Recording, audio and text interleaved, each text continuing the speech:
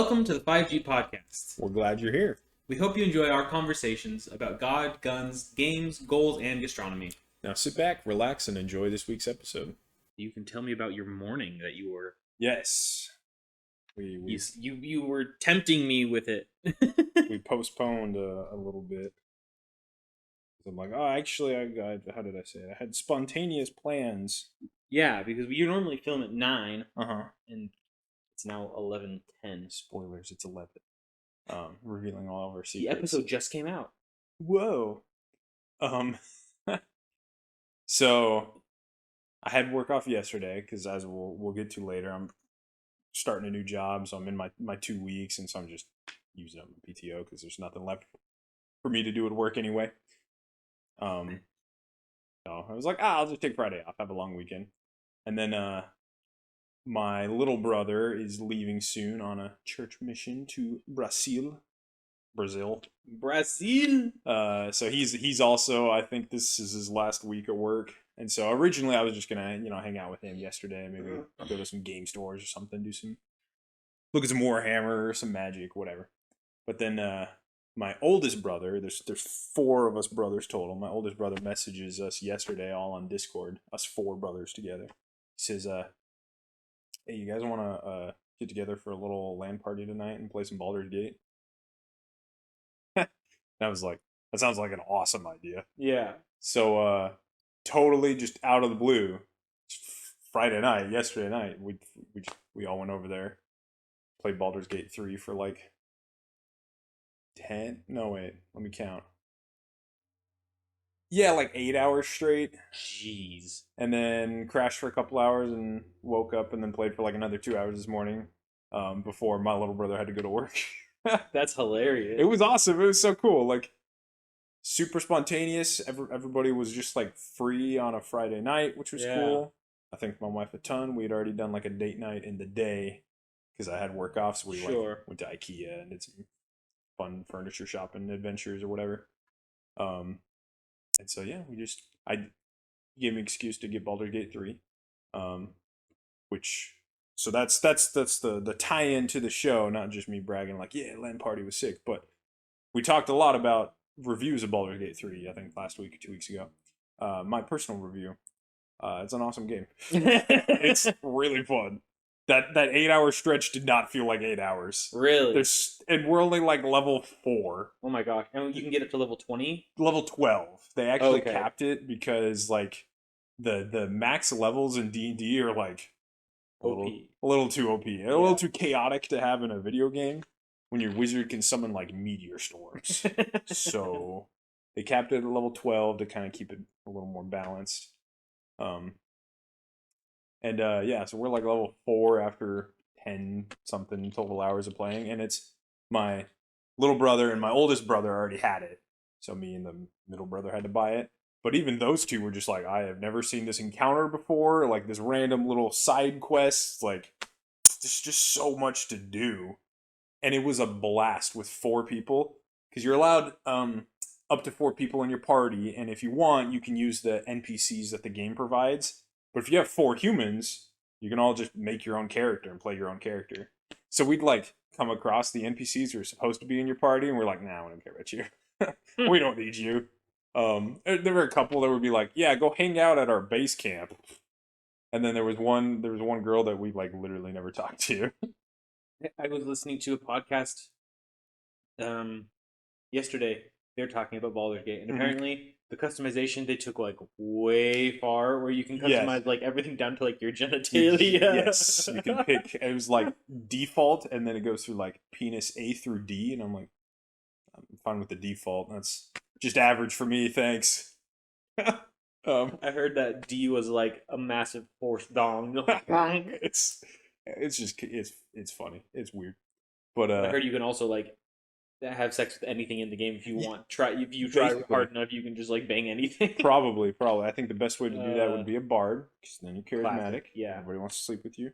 Or if you want to be a druid and then turn into animals, then it gives you both, all the humanoids and all the animals. So that's a classic. I don't think you actually can with the animals, but there is one pig where if you have the spell Speak with Animals, it's super funny interactions. sometimes it actually helps you in like little side quests, but you can like, there's one guy who's like thinks he's talking to a bear, and then if you cast speak with animals, you talk to the bear, and the bear thinks he's talking to him too, but they don't actually understand each other. It's goofy. There's a pig who's just like, he's just wiggling. He's just like at this base camp and he's just wiggling a bunch. And if you talk to him, he's like, dude, I'm waiting. The leader of the druid said he was gonna bring me a girl. I'm so excited. He's just horny. Yeah, so he's just wiggling. Like if you can't talk to animals, you're just like, oh, it's a cute little pig. That's nice. That's hilarious. He's just like, oh, I can't wait till they bring me a mate. So good game. Good game. Tons of funny interactions. The co-op is seamless. That's what I mean. It's a good time with up to 4 friends, because it's like whoever starts a like conversation, they're the one who like lead that conversation. But then people can jump in and just like watch if they want. So it's like I was still getting the story, but also I could choose to like not jump into their conversation and just like walk around and loot things and go interact with a different thing, go start a different conversation. Like you're just mobbing around, the 4 of you, and it's like, you know, by midnight we're all kind of tired, so we're all just like blabbing, just like, oh yeah, look at this thing, oh hey, over here, oh I gotta roll the dice, make a check. It was chaotic, but it was hilarious. It was so much fun. And then it's like, oh, combat started. Like somebody pissed off the goblins. Meanwhile, like one of us is selling to the goblins. The other one, my little brother was like playing music for the goblins. And then it's like, oh, we're fighting them now. Draw my sword, I guess. It was so much fun. So that's a good time. It is a good time. And it's everything exactly like Dungeons and Dragons. I mean, on the tabletop, on the paper. Wow. If you like one, you'll like the other. It crosses super well. Yeah. So sounds fun. Yeah, it was cool. Dang. Well, that's fun. And there's still more to do. So that was. Hey, you're only a third of the way through the game, even right. though it's like infinite play time because of how much interaction so there is, right? So many different characters you can make. The customization. I mean, it's possibilities pretty endless. So. That's awesome. That's awesome. It's fun. That's why I pushed it back a little bit, and I'm probably on like 3-ish hours of sleep. Doing all right. So far, so good. You'll have to crack it early tonight or something like that. Yeah, probably. Yeah. I'm on a monster or 2 to get me through the day. So keep your tiredness at bay. Yeah. Well, you alluded to it already, but let's talk about you got a new job. Yes, yeah. Got a new job. You've been doing some so you have a degree in chemical engineering. Yep. And you've been doing water treatment for a company, and have been making sure people have uncorroded air handlers and right, yeah.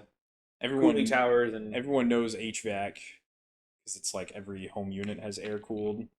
Yeah, that's how you use your AC. But for big stuff, you have to use water to cool it down, so it's totally different equipment. That's what I do. Big buildings, and it's not strictly chemical engineering, but there's not really a school for it. Yeah, there's not even a degree or a technical school, so somebody's got to do the water treatment. Kind of weird. There's tons of like trade schools for HVAC. Yeah, but been doing that. It was all right. Not what I wanted to do my whole life. And that's all I'll say. Every job has bad parts, obviously, but been applying a lot. Got in at Intel, so yeah, there's a big Intel plant in Arizona, so that'll be fun.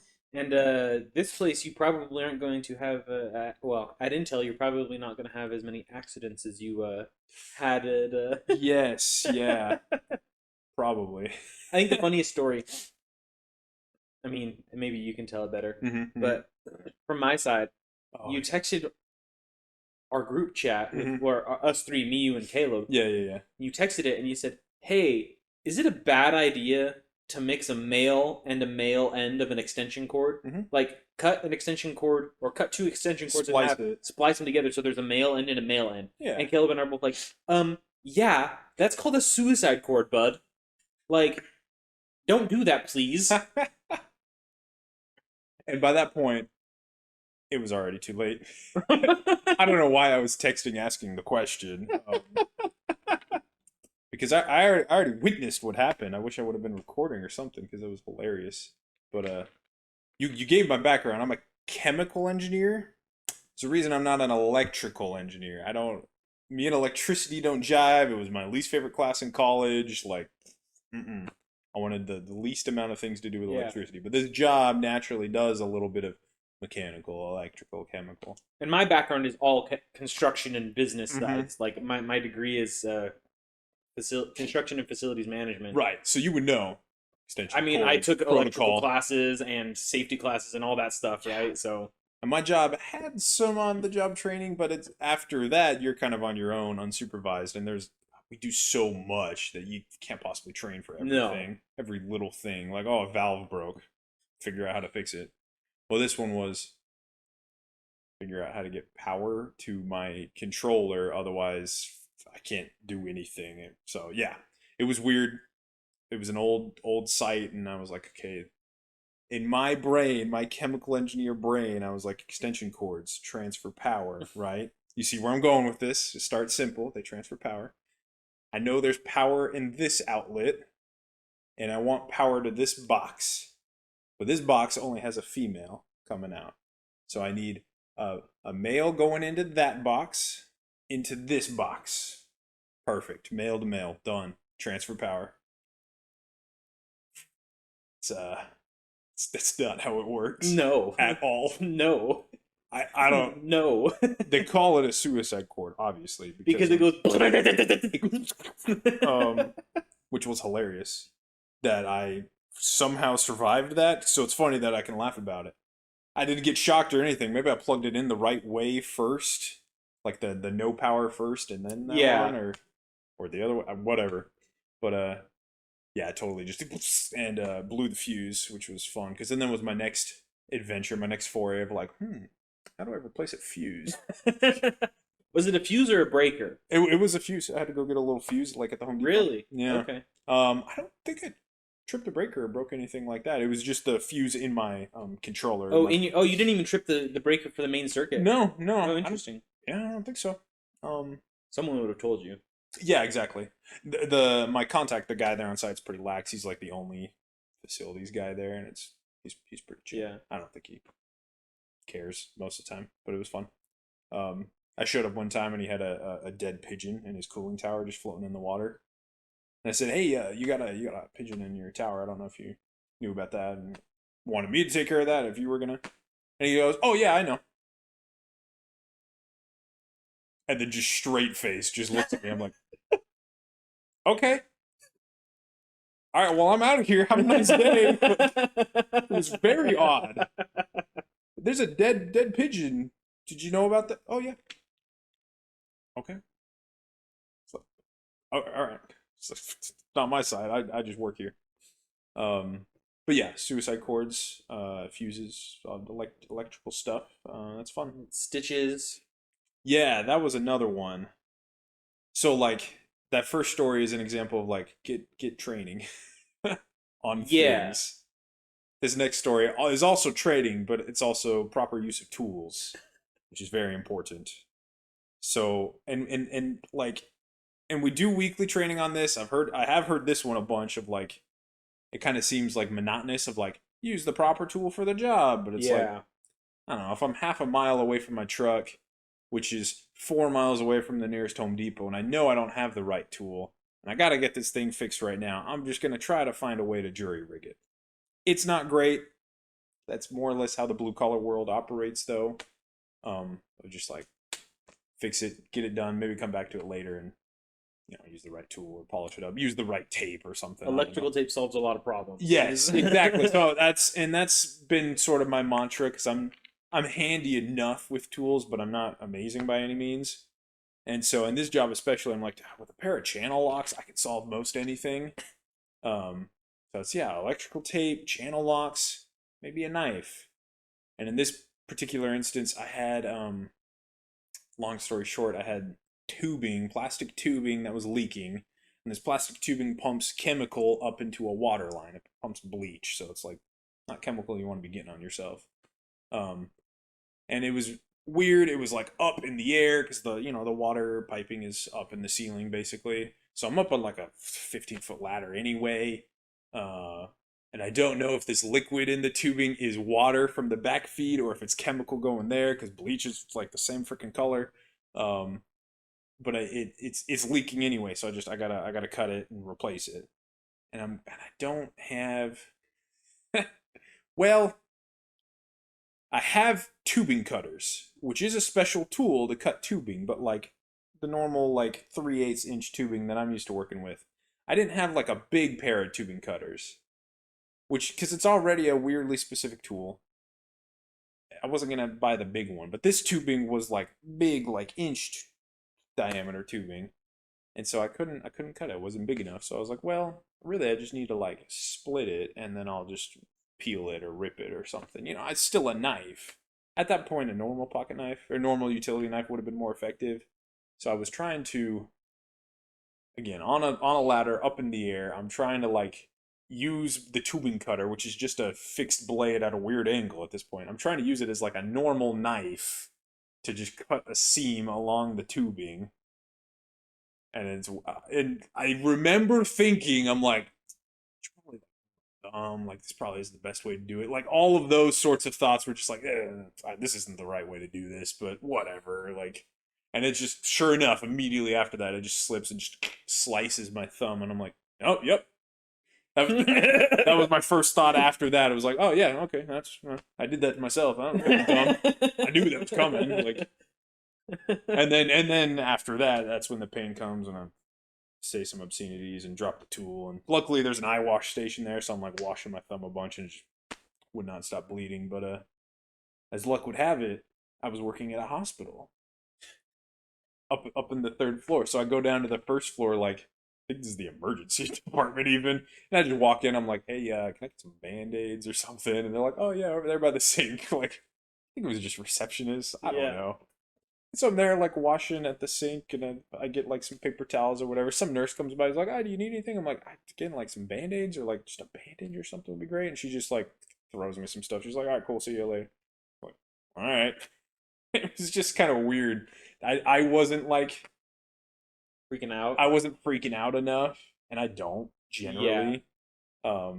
And so they were just like, "Oh, whatever. This is some weird blue collar guy. He just needs the sink and the Band-Aid." And it was like, it was bleeding a bunch. Went to urgent care later at my wife's request, and I had to get stitches and everything. So it was bad enough. Yeah. I sliced pretty deep with that. So long story long, use your tools properly. I still have the scar, and I probably will forever for that one. Yeah. So. Well, you're changing jobs and coming away with some good stories at least. Yes. Yeah. Always good stories. Everyone should probably work blue collar or somewhere adjacent, because man, get some good stories. It's a good time. You learn a lot. Time. I've spent a lot of time around doing blue collar stuff and with blue collar people. It's not something you learn like from a textbook. You just zero chance. Yeah. No, it's a good time. It's fun. Mm-hmm. So you're excited to move jobs? Yeah, a little apprehensive naturally, but I'm more into engineering. It's kind of what I want to do. Yeah, potentially for the rest of my life. It's going to be a regular 9 to 5 or 8 to 5. 8 to 5, 9-hour shift, half-hour commute both ways. Because now you're like at like 6 to like 2 at this point. Basically, I kind of set my own hours so long as I get my work done. So I'm moving from salary to salary to hourly. So it'll be interesting, but it'll be some changes. Yeah. Join the American dream, working that 8 to 5. Ooh, no life. Yeah. You have work and sleep. That's it.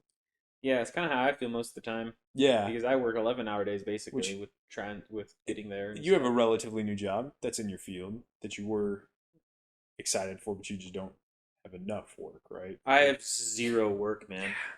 It's very frustrating. You like the work you do. Yeah. The work I do is great, and like the people I work with are fantastic. But most of the time, I'm sitting there and I'm just like, alrighty, well, it's like 9 o'clock. I get in at 8.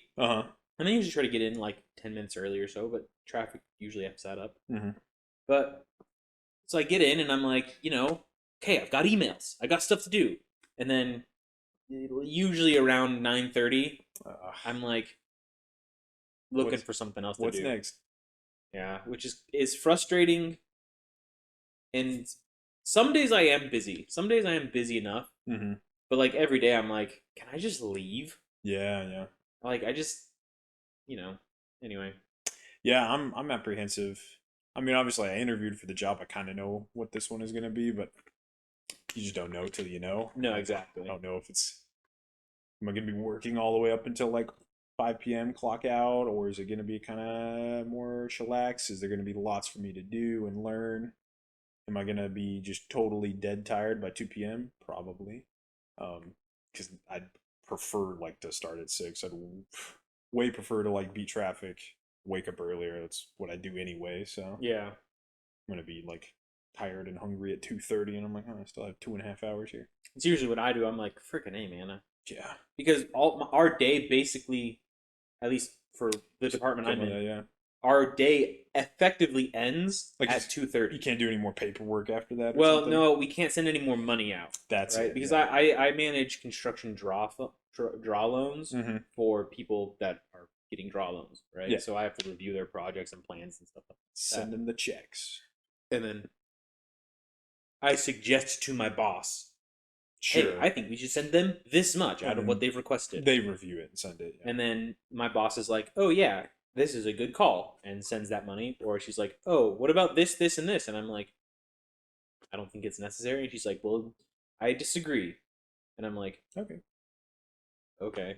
Sure. And usually it's like $300 out of a $27,000 thing. And I'm like, because that was relevant. That's like the donut run in the morning for the project or whatever. I'm like, it's a drop in the bucket. You're really gonna like, wow, they charged an extra $300 for lumber. Okay. The like, Home Depot fee. Yeah, I don't care about that stuff, right? But she's like anal about it, which is fine. No, like, I mean it's. But anyway, but our wire cutoffs to like the cutoff when we can send money is 2:30 is like the last minute. Gotcha. And so we try to have all of ours done by 2, and then sometimes there's some things happen and the bank is slow or whatever. So, but by 2:30, if we don't have that stuff sent, we can't do any more for it. Weird, right? Yeah. And so from 2:30 onwards, I'm usually just sitting there with absolutely nothing to do. That is weird. Sometimes I'll call people and like ask about permits and things like that, but normally I'm just like, and a lot of our loans are in Colorado, Texas, and Tennessee. And so they're 2 hours ahead of us. Right, yeah. And so 2:30 is 4:30. So they're basically and at 3 o'clock, everyone's like out of there, right? So dang, it is what it is, but yeah, as I said earlier, every job's got something. Yeah, but I generally enjoy it. It's grown on me over the past couple weeks. Could be worse. Could be worse. Definitely be worse. But, so yeah. It is. Anyway, did we want to talk about our Magic Challenge, or did we want to talk about Wilds of Eldraine? Let's do the Magic Challenge first. Yeah. Yeah. So I think last week we talked about how we had this idea for the challenge and we were starting it. So now we've played a game, so we can give first impressions. Played a couple games. Yeah. First impressions. Brief recap. Our Magic the Gathering challenge. We all built the same color of decks, and then before each game we just swap half of our deck with another player, and then it's like try to win with half of your deck and half of somebody else's. Yeah. See if the strategies mesh well enough. Yeah. And it worked well. Like, I thought it went great. It was pretty fun. It was pretty interesting. It was entertaining, to say the least. Yeah. You didn't know what you were going to get. Definitely. And your deck, so you switched with Caleb, and I switched with Davis. And mine and Davis, Davis and I built very similar decks. Yes. So ours meshed very well. That did, yeah. Like, there was one point Davis had like 2 of the identical cards. Yeah, so exactly. Our format breaks that rule of Commander a little bit. But then you and Caleb had like extremely non-combining decks. Not really. Which was interesting because there were like some cards. We also built it on a budget as well. So there were some cards that I was like, I've never even heard of this card. Yeah. Because it's a budget card and it's not even close to a strategy I would have ever thought of doing. So never. Very interesting. But on that first game, that one was cheesed a little bit. Caleb probably should have won, but I eked out a win. Yeah, I do think that. Yeah, I think Caleb really technically won. Because of all the creatures that I died would have done something to. If we were playing in a digital format And he would have. Yeah. We didn't have to remember triggers. But everyone forgets triggers. Yeah. Yeah, but I enjoyed sacrificing all my creatures and doing all that stuff. That was fun. Yeah. That was fun. I do need some more sacrifice outlets in that deck. Probably. I only have 3. I counted after our only game. 3, I only have 2 or 3. Oh, dang. Yeah, you definitely need more. So, for a sacrifice deck. Yeah. But yeah, I enjoyed it, and I think I'll keep playing this deck and just... Yeah. That was the cool thing about the challenge, is that you ended up building a deck that you actually like, just normally. Yeah. Yeah, it's fun. And for our challenge, you can swap half the deck away and have a fun time, but it's cool. You can still keep the deck afterwards. Yeah, and then we played one game where I almost won. Yeah, that one was very close. Holy cow. I almost won because I had a card combo that I didn't know would have been a combination, right? Because I can ping that one card when it comes out. It does damage. That was interesting. Yeah, accidental combo. Which is cool. Didn't have the sack outlet, but you just had a way to kill your own creature. Yeah, over and over and over again, which is cool. Mm-hmm. And so I was like, I win, right? Because that's how I kind of designed the deck. Mm-hmm. And then Davis had one card that was an instant exile. Yeah. And he just exiled one of the pieces of the combo, and so I was like, frickin' A, man. A black instant. Yeah. Exile target creature. What? Those are not common. Yeah. Which was rough. That was rough. But because you needed a graveyard. So yeah, you needed a dies. Yeah, that game I definitely felt a little bit weaker, so I kind of have, I guess, the balance out of the event where I got half of your deck or something, and I traded away like half of my synergistic cards, and so I was. Well, I think that one was we were all playing our own decks because Davis was playing his. Okay. So his all right. His deck was significantly stronger on that one. Yeah. It wasn't a budget. I feel. I'm pretty sure that's the one that. Feel less bad about that. Yeah. One. But. Yeah, I think it was a successful challenge. It's a fun idea, fun little deck building challenge for your group. Highly recommend. Yeah. 9 out of 10. 9? Yeah, I'd give it a solid 9. Nothing's a 10, so. No. It was a good time. Uh-huh. But we already theorized you can maybe do a different color combination as well. Yeah, for sure. Like one we talked about was Bant, blue, white, green, because that has a lot of synergy between the themes, as well as a lot of synergy, but also a lot of diversity. Weird. We also had a fun time on a Thursday where we played 6-player Magic. Yes. Or 6-player Commander with well, it was like a not our original idea, but like Mafia. Yeah. The game in Magic or Werewolf, where everybody has secret roles and different win conditions instead of just be the last one standing. Yeah, and Colin was the first one to die. Yeah, which allowed him to win the game. Which was his secret roles. He was the jester or the goblin or whatever. Trying to get himself killed to win. And he was successful. Yeah, that was good. It was funny. That was impressive. But alrighty. Wilds of Eldraine. Wilds of Eldraine. Continue on the Magic thing. The whole set is out now. Whole set is out. I haven't seen the whole set. I haven't reviewed it all because there's just too much for me to even understand. Yeah. But there was a couple of cards that I was like, this seems a little bit good. Mm-hmm. They have this mythic enchantment that has a sorcery speed adventure on it. So it's a green card. It's called Virtue of Strength, and it's got the sorcery of Garnbrid Growth. I don't know. I don't. Yeah. So the whole card, if you're gonna play it as an enchantment, is 7 mana, which is kind of an expensive enchantment. Yeah, but it pays for itself. It pays itself off. But the sorcery is 1 green mana, and it's pretty good. It's return target creature or land card from your graveyard to your hand, which in green is kind of a not super common thing in green. Yeah, that's a good 1 mana effect. Yeah, that's. And you get to use you get to exile this card and then cast it later if you would like to. That's the cool thing about enchantments is, I mean, they're literally 2 cards in 1, so it's not quite drawing a card when you cast the adventure, but basically, I mean, it's extra card advantage. So it feels so broken. The enchantment part. The enchantment part is if you tap a basic land for mana, it produces 3 times as much of that mana instead. 3 times. You've heard of mana doublers, but what about mana triplers? And so you have a basic land, that taps for 1. Oh, by the way, it actually taps for 3 mana. It's actually 3. That. I'm tempted to put this into my Tyranids deck. Oh, yeah. Can you imagine that? You got a fair amount of basics in there, even for a 3-color deck, because you ramp a lot of them out. Can you imagine me getting this with a Spore Assist? Yeah, so you have... So if I make X5, so I've tapped 10 mana for it. Let's say that 5 of those are basic lands. Oh, that's now 15 mana. 15 mana, and yeah. Which then makes X 10. So then I go get 20 basic lands out, which would probably get all of my basic lands out. Yeah, at that point. And then, all right, every turn I tap 60 to make a giant X creature, 60-60. Oh, by the way, make 2 of them. Yeah, 2 of them, right.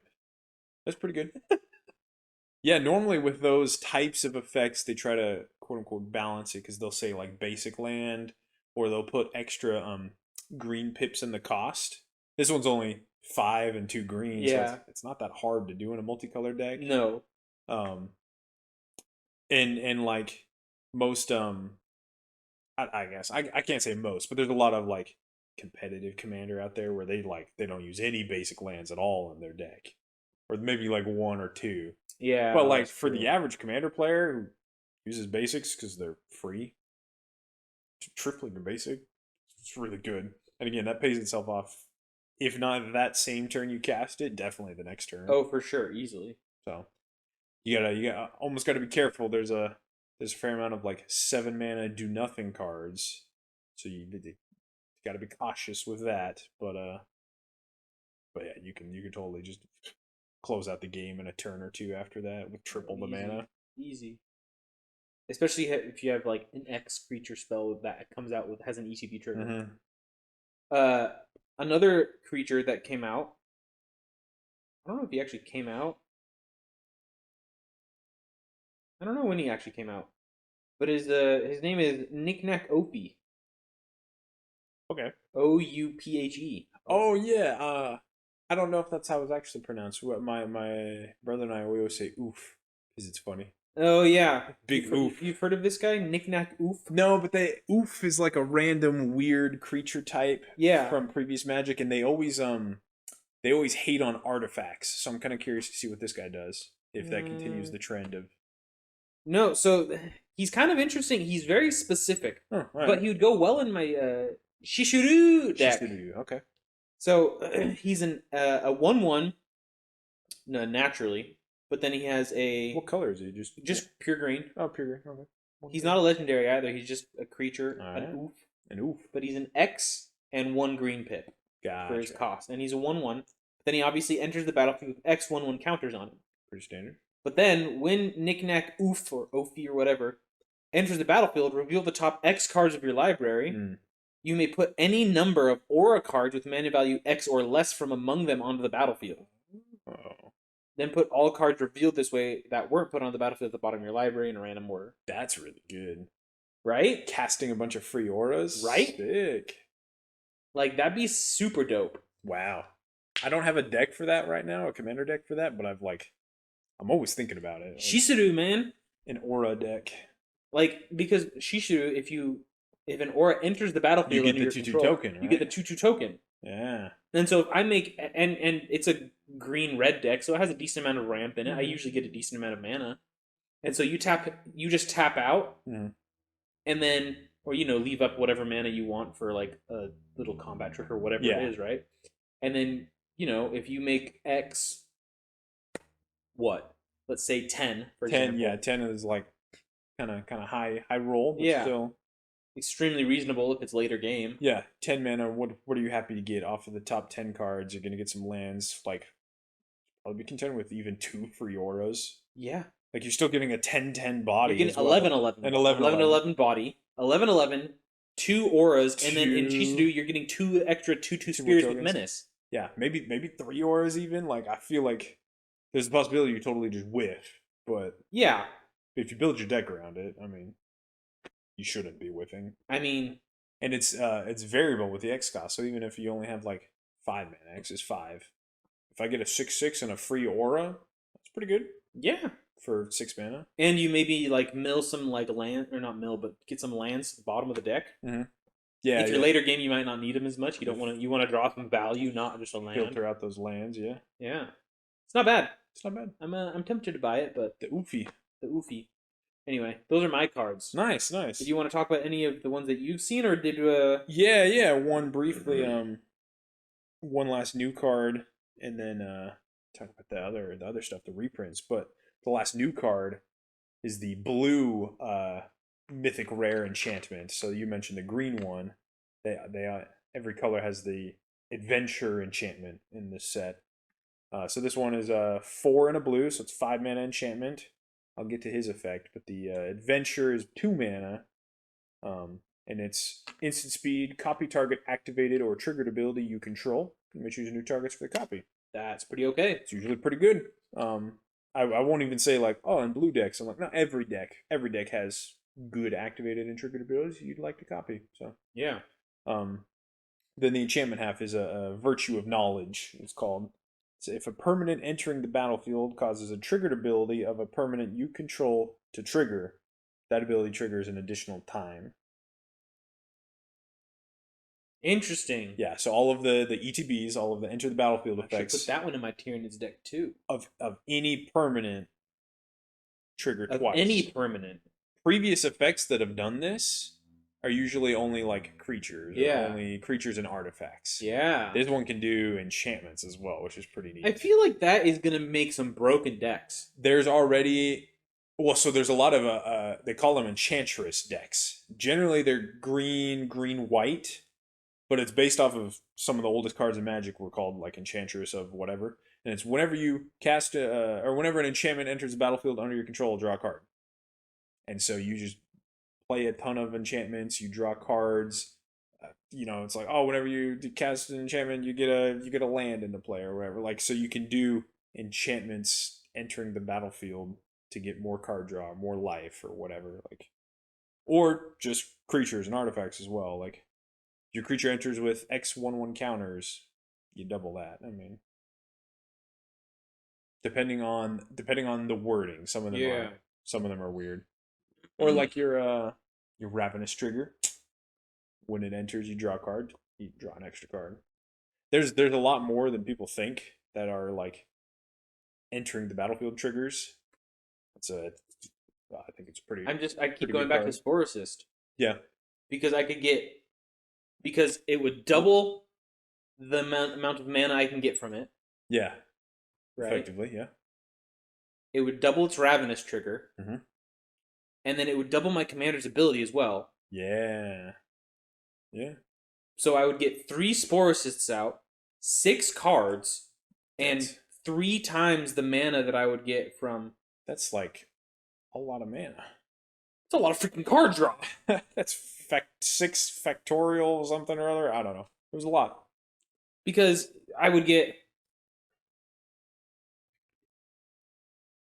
So let's say X is 5. We'll put up the napkin math on the screen. Yeah. So X is 5.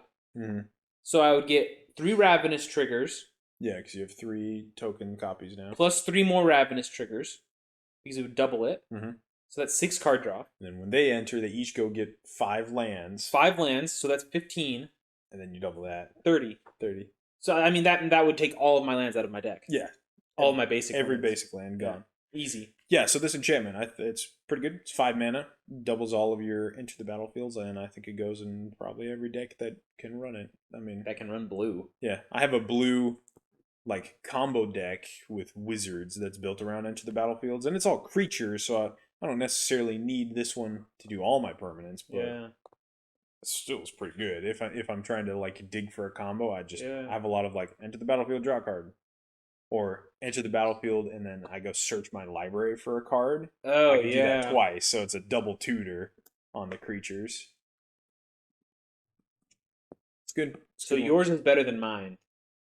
They're different. That's way just like I'm thinking of like the decks that I could put that into. Mm-hmm. Like that would be broken in my ninjutsu deck. I think it's more widespread. It's going to be more ubiquitous, my theory.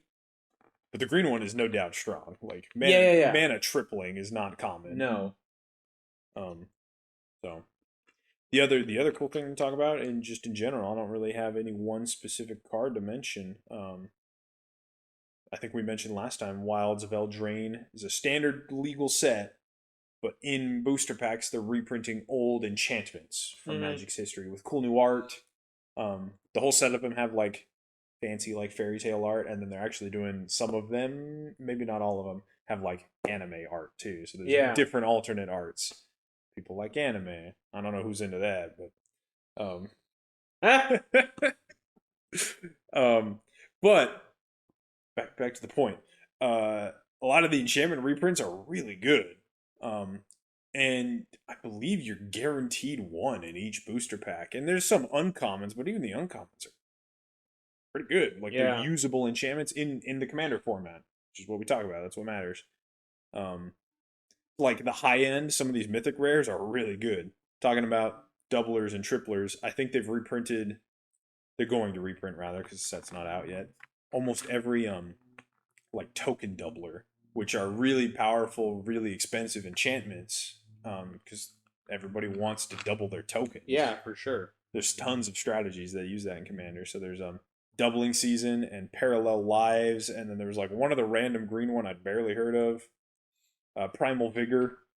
So those are 3 token doublers in the reprints of this set. Okay, ready? Token doubler and that blue enchantment that you just did in my Tyrannus deck. There you go.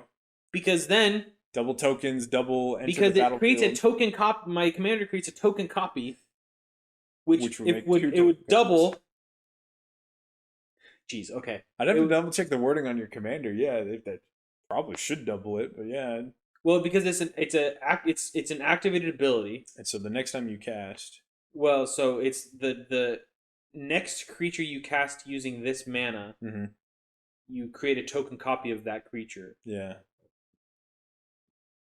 And then if the mana was used to cast an X spell or I don't remember exactly what it is. But if it's working like we hope it does, the dream is it doubles and then doubles. Yeah, so then I would get 3 out with the blue enchantment, and then 2 more out, and so that's just stupid. Yeah. Lots of token doublers. There's a really popular black one called Necropotence, which is like a CEDH card, because it's it might even have, I think it was banned in a couple formats, like in Legacy, because of how strong it is. It's 3 black mana to cast, and you skip your draw step, and effectively instead it has an activate ability where you pay 1 life to draw a card, so you just draw your whole deck. What the heck? It's really weird. It's pay 1 life, you exile the top card of your library, and then you put it in your hand at the beginning of the next end step. So you got to do the timing right, but it's basically pay 1 life, draw a card. And then even the uncommons that you're more likely to just get in every booster pack you find are pretty good. Some of these are like they're good ramp for Commander. The one I showed you last week, Garruk's Uprising, gives all your creatures trample and some card draw. Like that's a solid green enchantment. I'm pretty impressed with the bonus sheet, they call it, all the reprints in this set. So basically our take for this set is like we were like, we're kind of over Magic, but this set we're like, hey, Wizards of the Coast, why didn't you do this set for Commander Masters? For Commander Masters. You're stupid. This is the Commander Masters set. I'm sorry. And we didn't even talk about the Commander precons. There's not much to talk about there, honestly. But they did spoil those whole deck lists this week. If you're new to Magic, pick them up. I don't think they're that great, but they're only selling them at like $40 MSRP, which is what they should be. And then give them a month or two, they'll probably drop down to 35, 30. So it's a normal power level. It's not a premium product.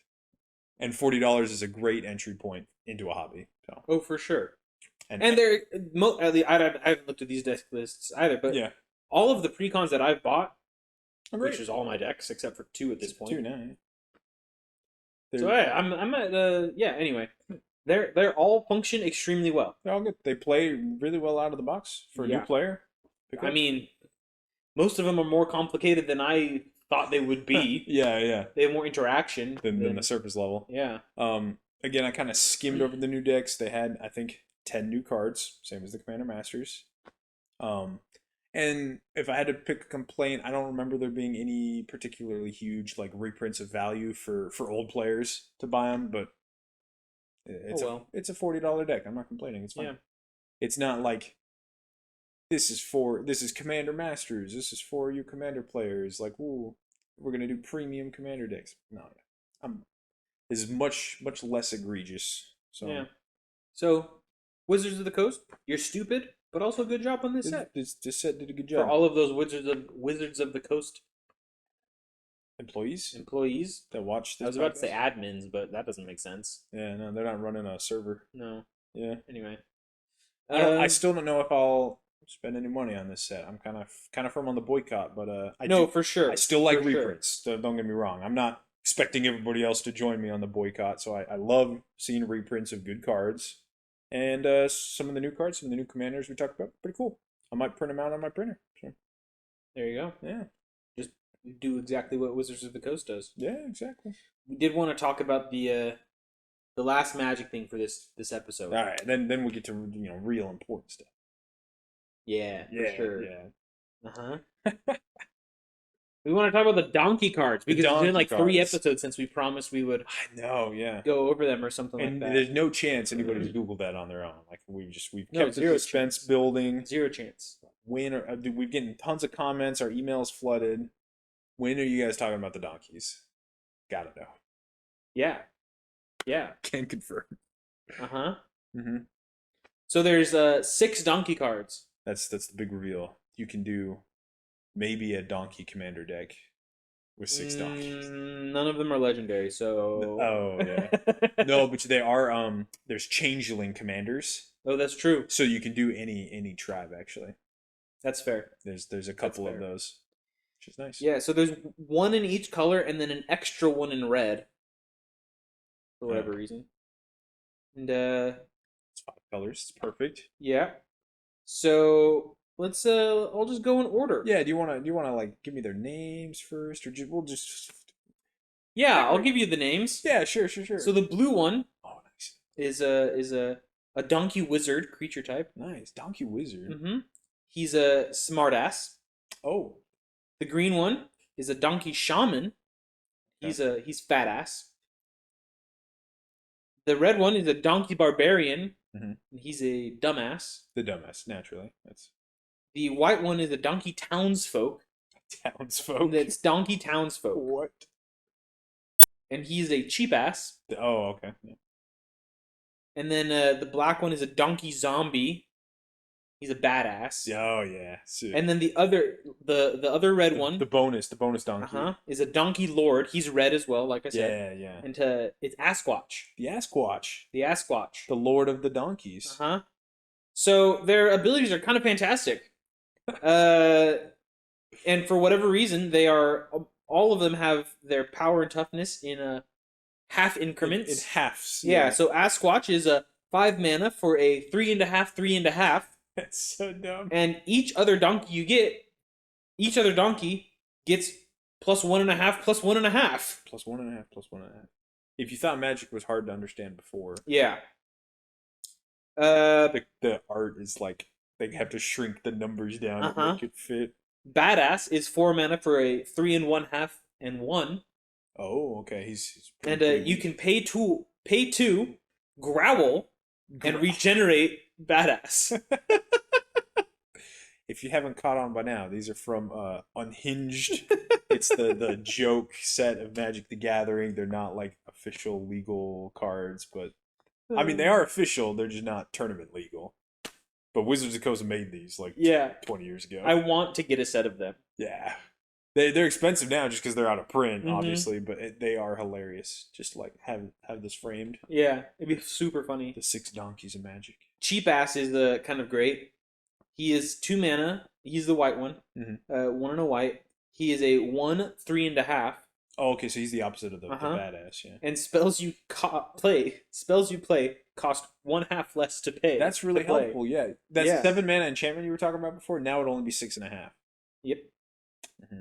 That's really good. Yeah.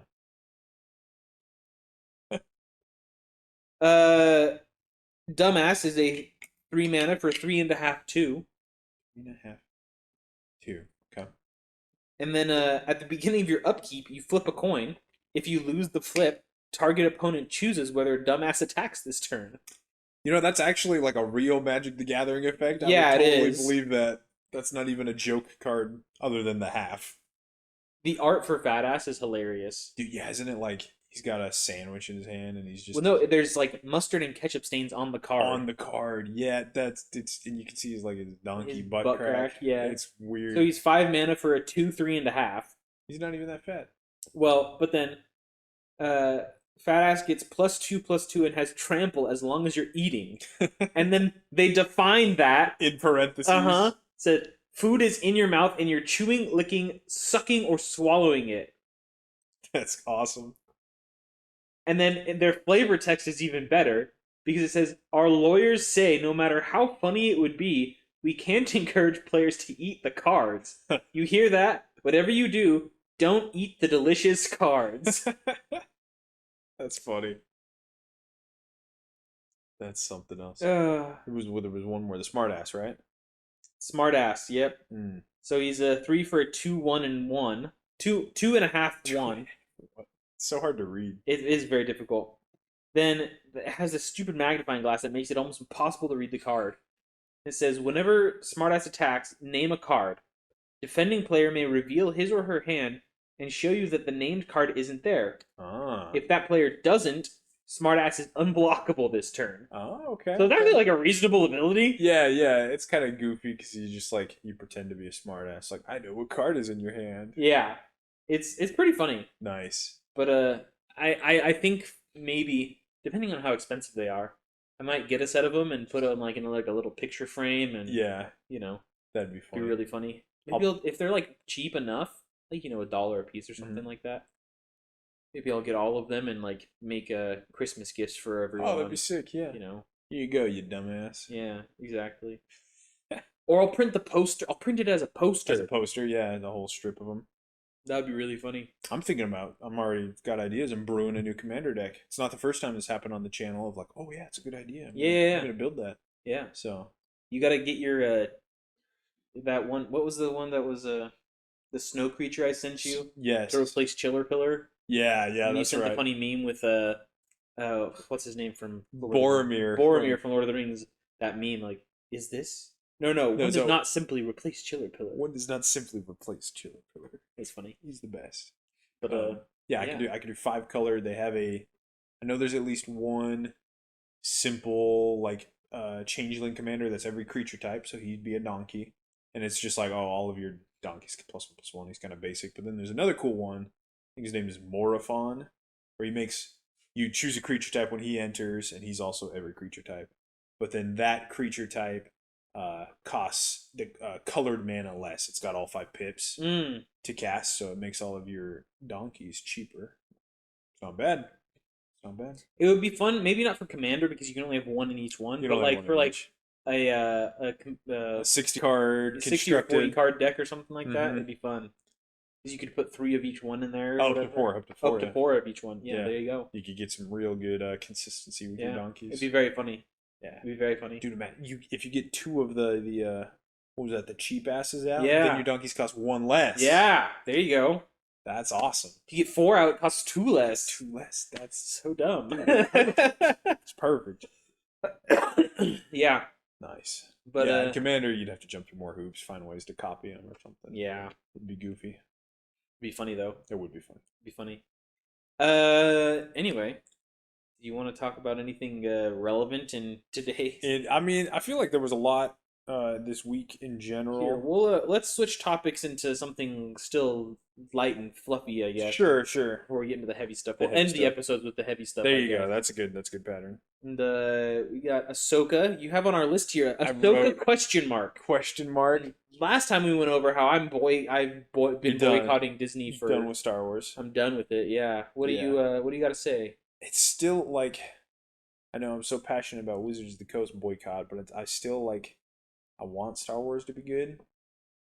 And it's weird. I'm conflicted because it's this summer I went to Disneyland just for the Star Wars because I hadn't been since I was 10.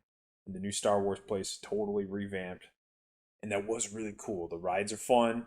I built my own lightsaber. It's hanging up in my game room. It was a cool experience, and I'm like, I like Star Wars. I grew up with this. Of course, I love this awesome lightsaber. Like, but then just like new Star Wars content is just not good. It's still Disney who owns it. And they're just kicking out content like the same thing with Marvel. Like I've given up on Marvel already, but for some reason, I still just like the Star Wars universe Yeah. too much. And even like with Ahsoka, there were a lot of, I'll say, fanboys were like, "Oh no, it's made by Dave Filoni who did the Clone Wars. He's a true Star Wars fan. It'll be great." I, Dave Filoni did the Book of Boba Fett. Oh no. Why did He they did part of it. why did they think Ahsoka was gonna be good? So I instead of watching the thing, which I'm glad I didn't, I watched a reviewer on YouTube who kind of like watched the episode basically. Um and there were several points where he had to say, he's like, I've sped up this part of the episode because it's a waste of time. There's 6 minutes of just like this character is walking and not saying anything. In the first episode that's like 50 minutes long, there's several of those shots. I think the longest, most egregious one was that 6 minutes, but the conversations, it's like they finish saying a line and then the next person says their line. And the characters are trying to like solve puzzles. Ahsoka is, but she's not saying anything, and she's just like taking forever to do like a Rubik's cube, but simpler than a Rubik's cube. It was just weird, and it just feels lame. Like I understand you need some silence, you need like establishing shots, but it was way overdone to the point where it's just kind of rude to the viewers, honestly. Maybe it was a little skewed because of the reviewer I was watching, but I wouldn't go back and watch it by myself. That was enough to turn me off. Where I was like, really, like this person is just walking for 6 minutes and nothing happens. Really, nothing happened in the whole first episode, and that's not even getting all the woke stuff. Obviously, that's just whatever. Yeah. That's disappointing. What do you expect from any media company these days?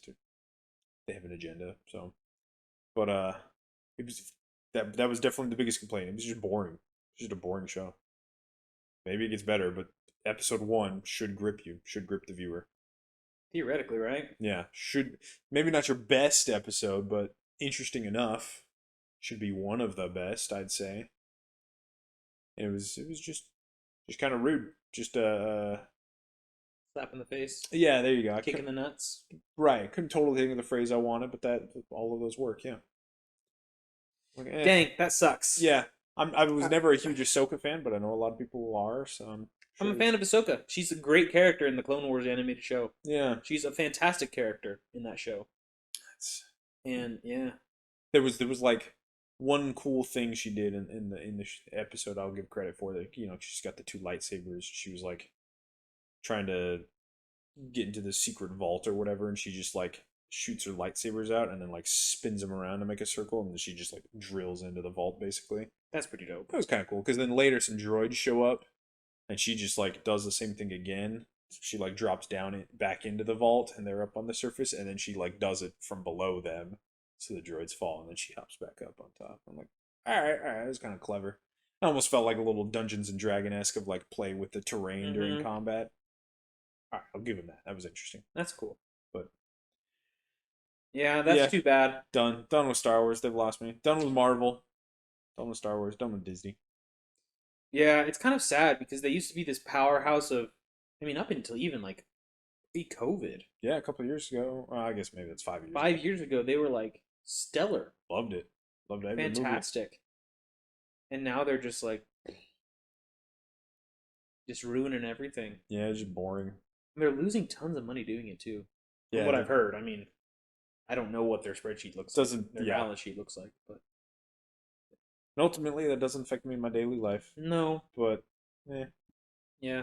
Just kind of a bummer. Yeah, it is. Kind of a bummer. Yeah, I don't know what to say about that.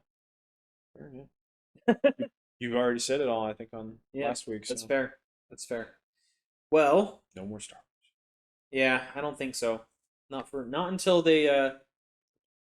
If George Lucas comes back, I'll watch anything he makes. There you go.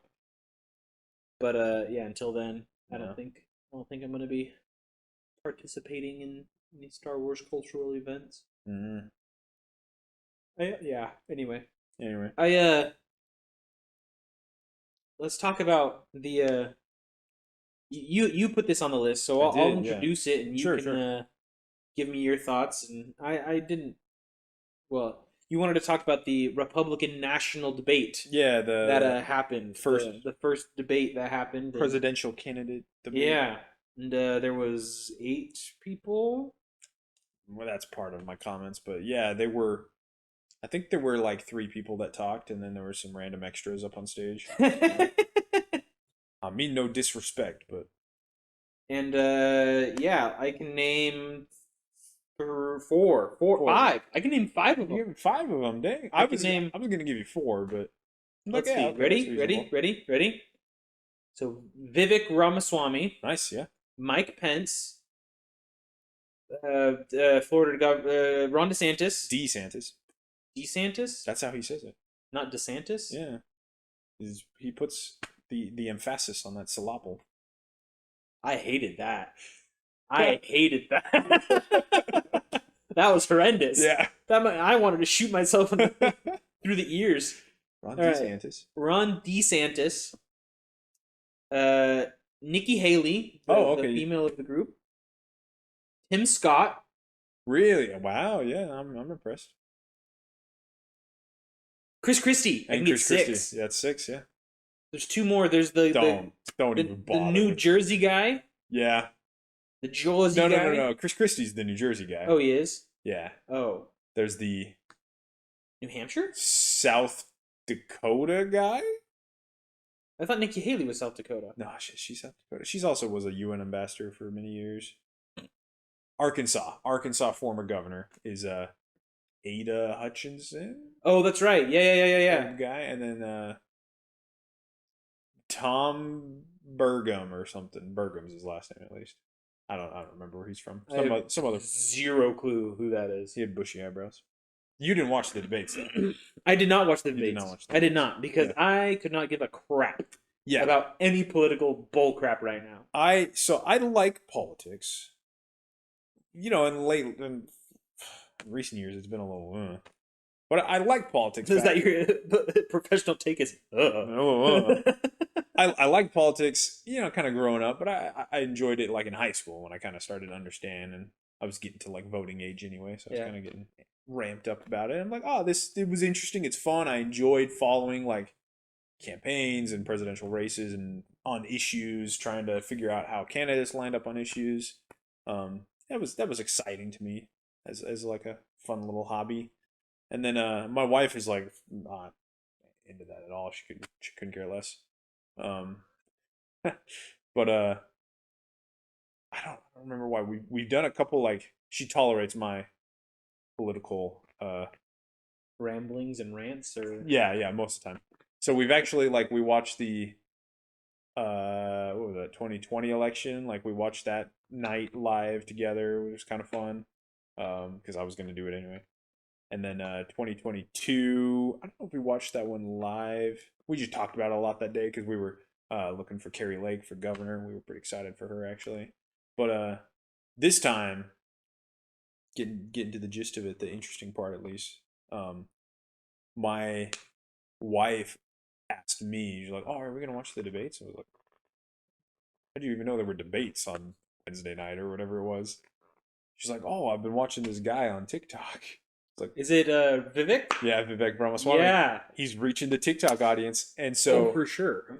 Because he's a younger guy anyway. He's 37. Barely even eligible to freaking run. Yeah. Which is interesting. It is interesting. It's the youngest guy up on stage by a long shot, which is, I think, says things. But it was cool, yeah. And my wife, who's not into politics at all, was like, oh, we're going to watch the debates. Like, I've seen the guy on TikTok. I kind of want to hear more about him. I want to learn more. See, you know, and learn about the other people too, because she barely knew any of the other candidates. But she told me, it's like, it was more exciting to her that she found that on her own. It wasn't just like me rambling, like, hey, this guy Ramaswamy, he's pretty cool. Here's some videos. You should you know, listen to him. It's like, no, she found him on his own, and so it was it was more hyped. It was more exciting watching the debates together on a Wednesday night, just like here on the couch, like because we were both kind of into it, and it was exciting. I mean, looking back on it, I'm like, I don't know, it's not that big a deal, um, but it was fun in the moment. I think politics can be fun, especially like the debate got a little testy sometimes, which was hilarious. If you saw any highlights or anything.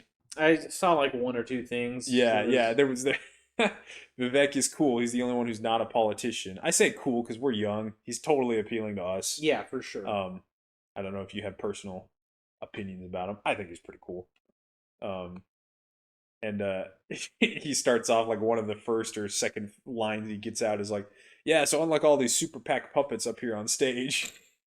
Whoa, coming out swinging. Yeah, which is hilarious. Love it. And then like the next follow up question to Tim Scott or whatever, the senator, the moderator asked him like, "Are you a puppet?" I was like, "Wait, is that in your script?" And he goes, "No, I can confidently say I'm not a puppet." I'm like, who would say yes to that question? Yeah, that's a dumb question. That's like a gotcha question. Are where you it's a like, puppet? He's like, "Oh no, they're on to me." Like, no, so yeah, he came out pretty strong and it was cool. He's got a great smile. I enjoyed seeing my wife's reaction, who doesn't like politics at all. I didn't tell her about this guy, but I already knew about the guy a little bit. And she's just like, "Wow, he's got a great smile. He's really good looking." Or when he said something that was like a thug life moment, she was just like, "Oh yeah, that was good." I was like, "Yeah, that was good." Like, it's more exciting to see you excited about politics. yeah. So it was fun. They all like, some of them kind of trash him like, "Oh, Ramaswamy, you haven't done anything to help foreign policy," and then he'd fire back with like, "Well, neither have you, and you've been in politics for 30 years." So I may not have experience, but I don't think you do either. So you have bad experience. Like. yeah. So it was fun. It kind of seemed arguing a little bit. My one complaint that I already joked about was that like some of the random people on stage were just taking time away from like the people that mattered, like Ramaswamy and DeSantis and Mike Pence are like polling the highest. So it's like I don't need to hear from these other people. They're gonna drop out soon anyway. Stop wasting time. But that's why America has such a long campaign. That's why there's a few debates in between here and there. So it was exciting. That kind of started for me thinking about like, oh, we're kind of in like campaign season. This is gonna be fun for the next year. Yeah. So Steven's thoughts about current political landscape. Mm-hmm. There you go. I can speak. Yeah. Better than. Never mind.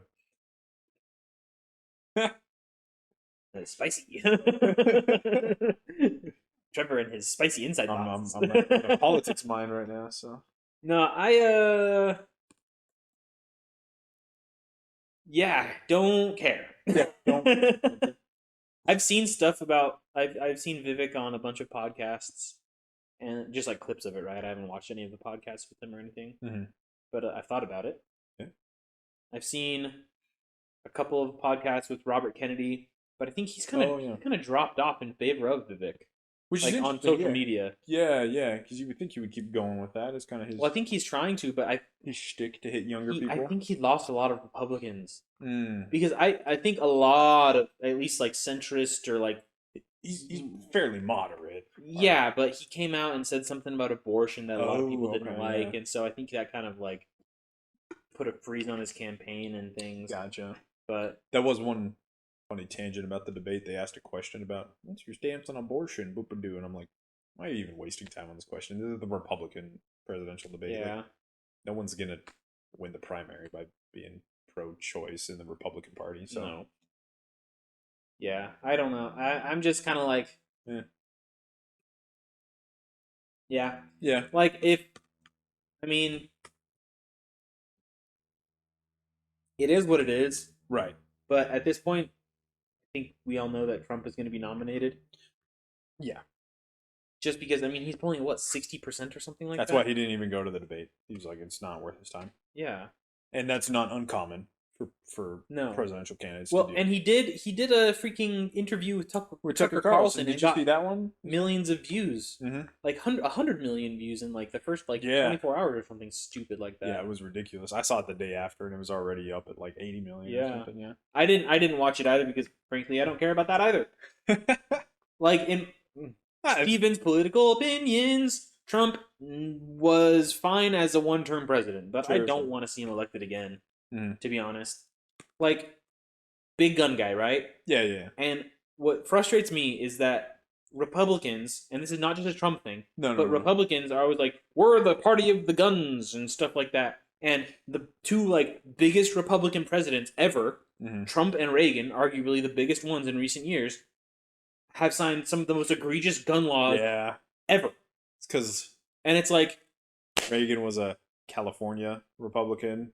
Trump was a Democrat most of his life, to be fair, but then he was a New York, quote unquote, Republican and East Coast guy. And so it's like, okay, seriously, guys, like you're supposed to be like bastions of the Second Amendment. Yeah, that's one of your big party platforms. Like, and you sign these stupid gun laws, and then like everyone's like, yeah, but they did so much other good stuff. It's like, yeah, but they're literally eroding our natural rights. So it's not your first pick, obviously, because that's where you stand on the issue. That's like my issue.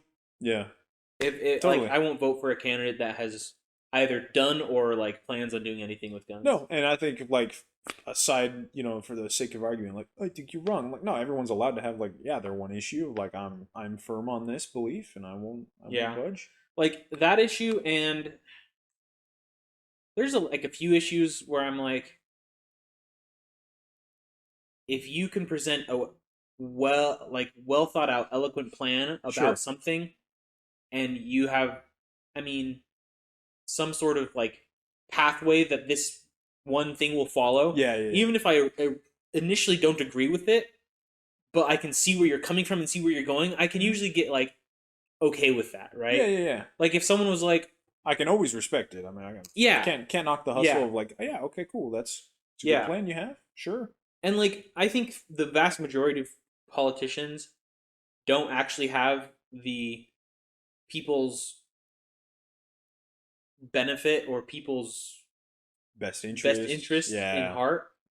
I think the vast majority of them, and there are some that do, obviously. I think the vast majority of them are selfish pricks. They're looking for re-election, who just do it for the money and monetary gain, get their paycheck. There are some where I do think that they actually care about people, and a lot of them are more local, kind of your. Well, yeah, but even on national scale, I think that there's like some that are like I don't agree with her basically ever. There's actually a couple things where I do, but Alexandria Ocasio-Cortez. Oh, AOC. I don't agree with her on basically anything, but I do think that for the most part, she has like people's best interest in heart or in mind or whatever. She's like, trying to do what she thinks is right. Yeah, which usually I don't believe is the right choice. No. But like for the most part, I'm like, okay, I don't think your idea is that intelligent. Like it's a stupid idea, but like I see where you're like trying to help other people. Yeah, right. I can respect and appreciate the idea. Exactly, the motivation behind it. Exactly. Yeah. Whereas like with like Mitch McConnell or Nancy Pelosi or those like old, I don't even know what's working in their heads. Nothing. Like, they're just nothing. Career politicians, been in for decades, like for centuries. That's what it looks like. Did you know that freaking Nancy Pelosi has been in office longer than our parents have been alive? Jeez, really? She's been in for like 60 years. She's like 90 years old or something? Something like that. Wow. Dianne Feinstein just turned 90. Yeah. That's like another random weird political thing where her daughter's been like in charge. Weird. I don't think founding fathers ever intended that. I'm like, wait. Obviously they didn't. You didn't get voted in. What are you doing making choices on a it's weird. Yeah. Anyway, that's my political opinion. That's politics. I'm comfortable saying that's politics. Who do you think won the debate? I listened to a lot of like, and I think I can say this because we're small. We're relatively small. I listen to a lot of like big people talk about the post-debate thing, and they're like, "Oh, I think this guy had some good points," and boop-a-doo. Oh, this guy was pretty good. They just have to be respectful because they're like professional and like famous. Like Peterson, for instance. I listened to what he said. Me personally, as just like an average American Joe, I see the polls and I'm like, again, why are we even talking about half these schmucks up on the stage? Like they're irrelevant. So it was Ramaswamy and Ron DeSantis and maybe Mike Pence, maybe are the three. Who cares about Chris Christie? Oh, Chris Christie, he was really strong on this one question. He's not gonna win. Okay, I don't even know what he's doing up there. He's just wasting his time. Also, he looks kind of like a freaking Oompa Loompa. He does, yeah. He's like shaped like the original Willy Wonka Oompa Loompas. And he's not in office anymore. You think he'd be like leading a lower stress life, but he decided to hop back on the campaign trail. Isn't this like his 4th time running for president? Yeah. He was, again, I was not knocking Chris Christie at all, but he was like one of the few governors that like leaves with a lower approval rating than when he entered. It's just like statistically that's kind of weird. Like, yeah, his approval rating was like almost 0 when he left office as governor of New Jersey, but nobody likes him. He's barely a Republican. Anyway, so as far as the actual 3 that are, personally, I don't even think Mike Pence matters. The actual 2 that are relevant, it was Ramaswamy. I mean, the guy had really good stage presence. He's very charismatic. He definitely seems to be leaning into like the Trump strategy. Yeah. Which is good because he's not a politician, so it works for him, but he's like talking to the American people.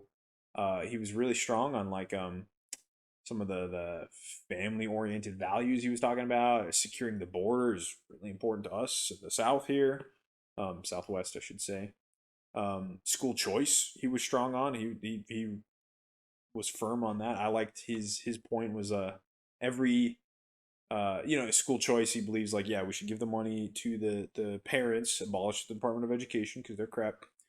Give that money to the parents, let them pick the school, and then he says every high school senior should take the same citizenship test that my mom had to take 40 years ago or whatever when she moved here. I'm like, I can get behind that. Like, yeah, that's we've talked before, off air about like important skills for high school seniors, and I think a civics class should be there, like to prepare you for being a citizen, prepare you for adult life. So I think so. So I think he won. Ron DeSantis is like, he's okay, but I think he should probably stay governor for a little bit longer. I don't know. He's a good governor. So yeah, I don't have any opinions on Ron DeSantis necessarily. I don't really care. I think Ramaswamy was very Stephen's political take. Don't care. Yeah. I used to be like, I used to lean super hard into politics and stuff like that. Yeah. And it just made me so angry all the time. Yeah. Because like I'd be like, oh, this side of the political spectrum is doing this. I hate them.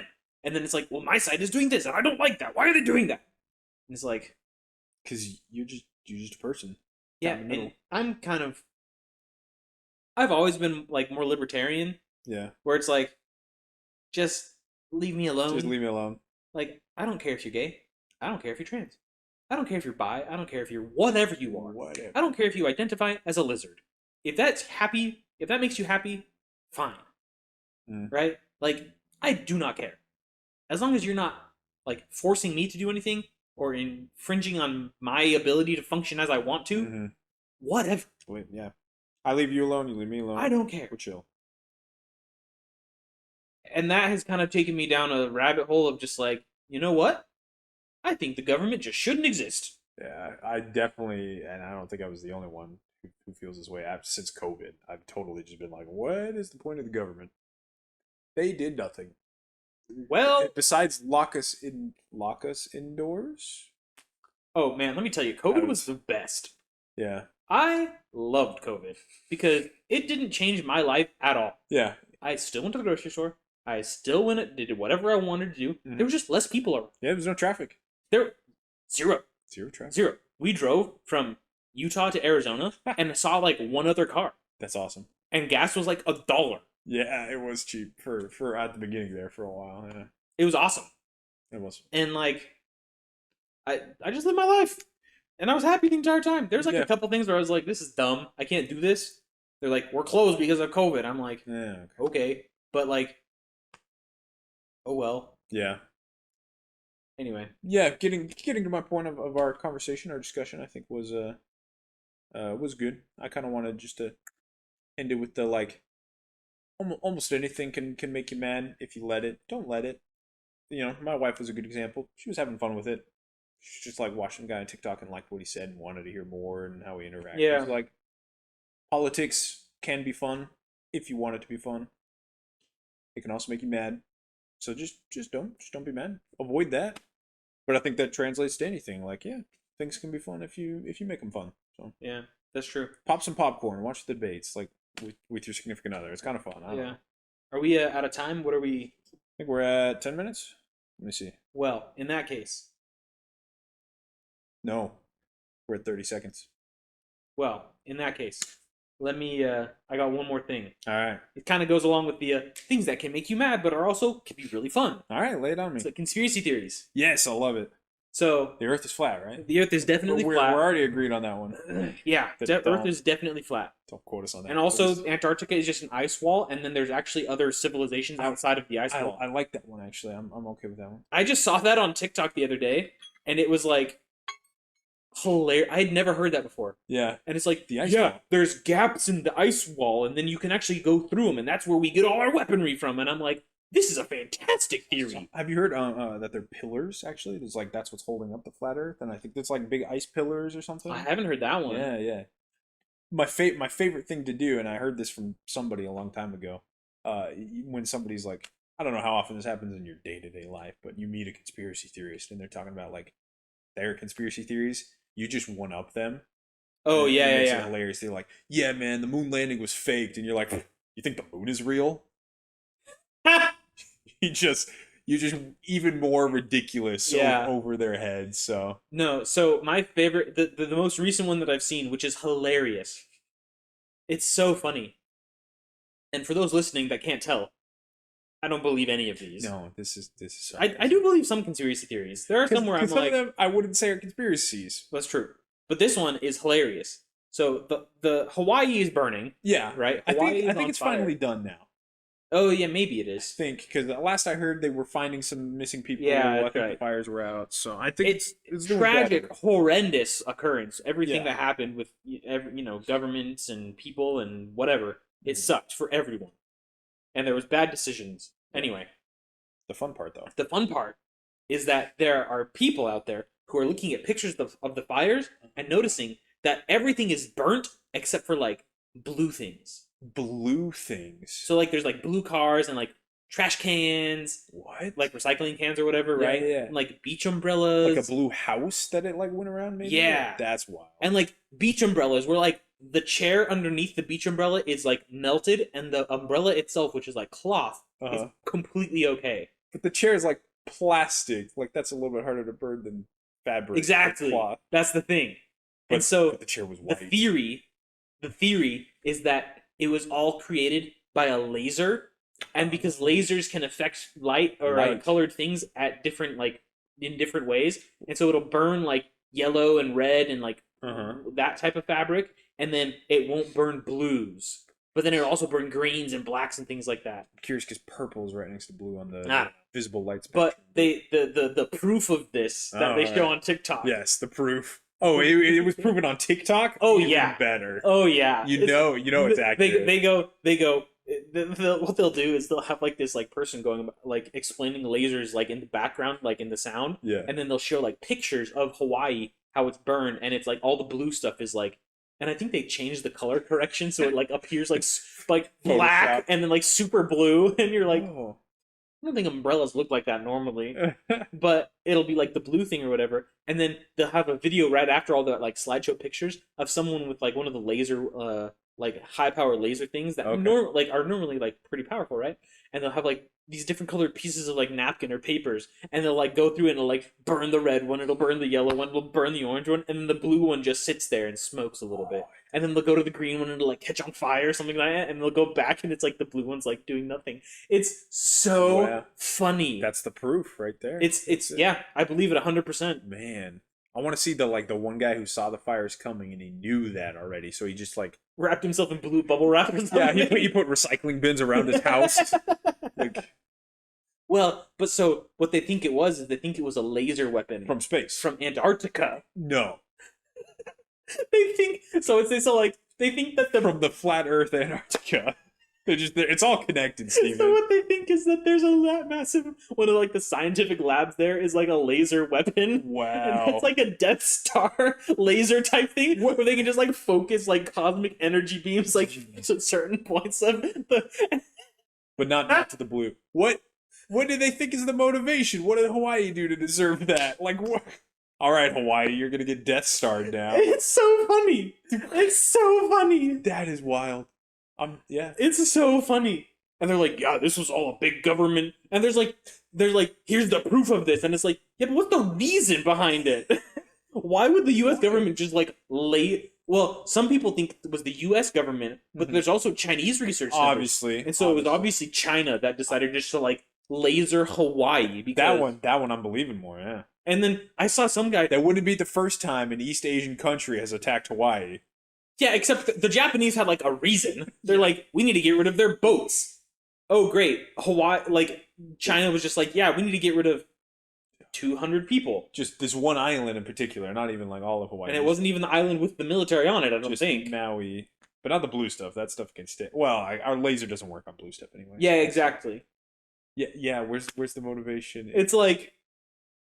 Not that it's like hard to dismantle conspiracy theories. And why wouldn't China just do that to Taiwan instead? Like the place that they're trying to take over. Yeah, exactly. It's like, oh yeah, this random island in the middle of nowhere. Why would they like declare war on the There's US? like thousands of miles in between Hawaii and anything else. Mm-hmm. And it's not as strategic for us anymore. No, because we have something called the Stratofortress bomber that can literally just like decide to fly around the Earth if it wants to. Yeah, or just ICBMs at this point, just intercontinental. We also have military bases all over the world. Also true. Where we're just like, oh, and by the way, we have nuclear subs. We don't need to refuel everything at Pearl Harbor anymore. We can just like park a submarine on the bottom of the ocean right next to you, and then like, oh, you did something we don't like? Guess what? 37 nukes just hit you. Nuclear torpedoes, boom. It's like, man. It's hilarious. Yeah, I laugh so every time it falls apart so easily, which makes it even funnier. And what's great is that TikTok, the algorithm, thinks that I like enjoy. Like I believe that because you watch them. Because I watch the entire thing and I'm just dying. You're dying. Yeah, and I'll like some of them, and so TikTok's like, oh, he likes this stuff, and it just keeps feeding it to me, and it's so good. You're indoctrinated now. They got you. 100%. I believe the Earth is flat. I believe it starts sending you other conspiracy theories. No, I may also like flat Earth stuff all the time. I also get Christian flat Earth stuff. Really? Christian flat Earth stuff, so funny. Is like God on the other side, like heaven's on the other side of the earth or something? No, but they literally are just like, and here's the Garden of Eden. It's like a floating little disc above the earth. And we read here in 1 Corinthians that... no, and they'll like have like a verse, like some guy will be reading, and the Lord said unto Moses, see the stars in the firmament, and then they'll like highlight the word firmament because it's like the firmament, and like they'll put like the definition of like the word firmament or whatever. It's so funny, man. It's so funny. That's great. Yeah. Anyway, that's my like things you could take seriously. That's great. And like conspiracy theories, you can definitely take some of them seriously because some of them, a lot of them, aren't conspiracies. But other ones that are like not about the government necessarily, are hilarious. I don't know if I've said this joke here before, but I heard it on another podcast. Is like about conspiracy theories. Like, I mean, I don't believe everyone, but a lot of them are about the government. And do you really think the government's not lying to us about anything? Yeah, you really think the government's out here batting 1,000? Like, perfect record? The government would never lie to us. Come on. Yeah. There's a comedian who does a joke about that. Oh, nice. He's this black comedian. It's so funny. He goes, you think the government's out here batting 1,000?